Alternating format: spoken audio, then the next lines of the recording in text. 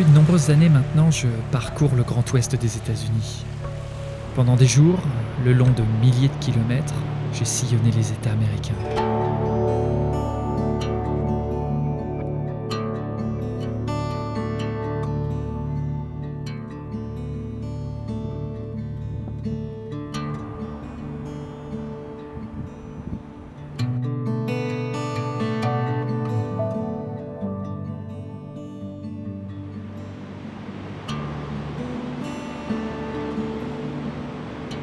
Toujours accompagné de mon appareil photographique, je suis parti à la rencontre des paysages du cinéma américain, dans les traces des grands réalisateurs.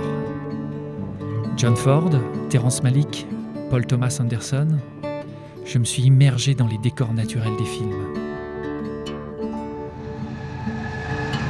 De Thelma et Louise de Ridley Scott à La Route, adaptée du roman de Cormac McCarthy, j'ai suivi les traces de Jim Morrison et son American Pastoral, et croisé le Captain America de Dennis Hopper. À Zabriskie Point, j'ai rencontré le fantôme de Michelangelo Antonioni et suivi la génération déçue de Mark et Daria.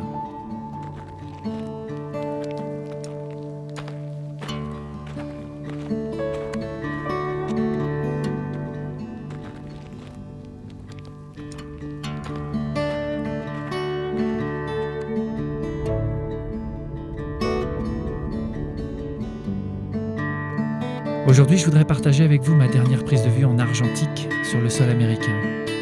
Mon travail photographique sur les paysages du cinéma se termine ce soir.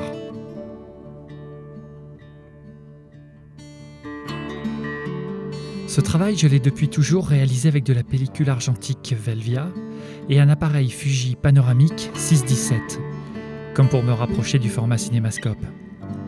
Ce couple mythique de Fujifilm a toujours répondu à mes attentes.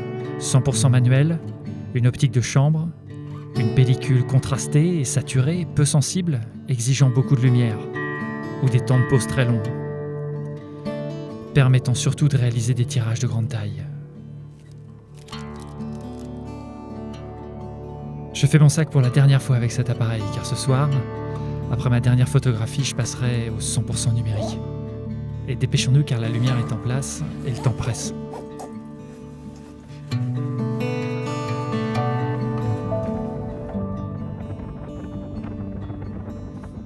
Ce soir, je vous emmène à Glacier Point, dans la Sierra Nevada californienne.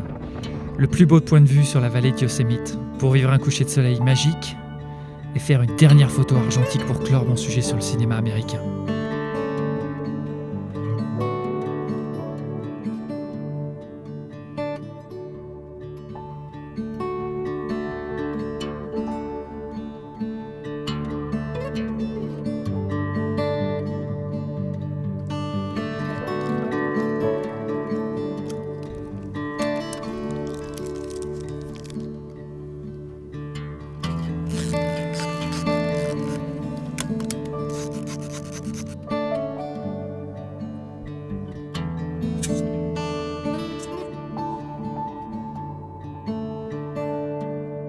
Je te remplace maintenant, mon fidèle panoramique, par le dernier boîtier de Fujifilm, le GFX 100, équipé d'un capteur de 100 millions de pixels. Ce boîtier est une merveille de technologie, mais surtout un sublime boîtier de terrain. Il est léger, consomme peu d'énergie et offre un confort de visée exceptionnel. De plus, je peux maintenant, au moment de la prise de vue, choisir de simuler le rendu de la pellicule Velvia.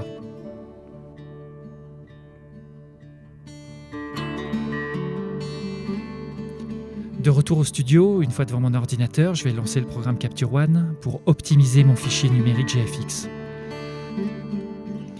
La première opération consiste à optimiser les optiques.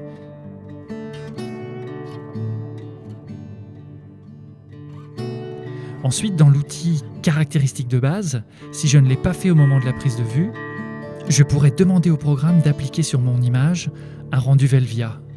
Dans les courbes, je peux aussi choisir d'appliquer un rendu cohérent avec une autre pellicule ou des profils noir et blanc.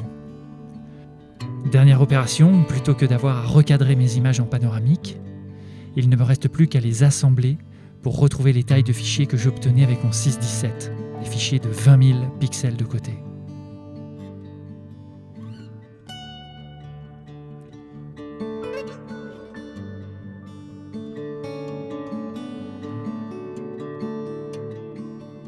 reste plus qu'à laisser voyager son regard dans ces images à la précision étonnante.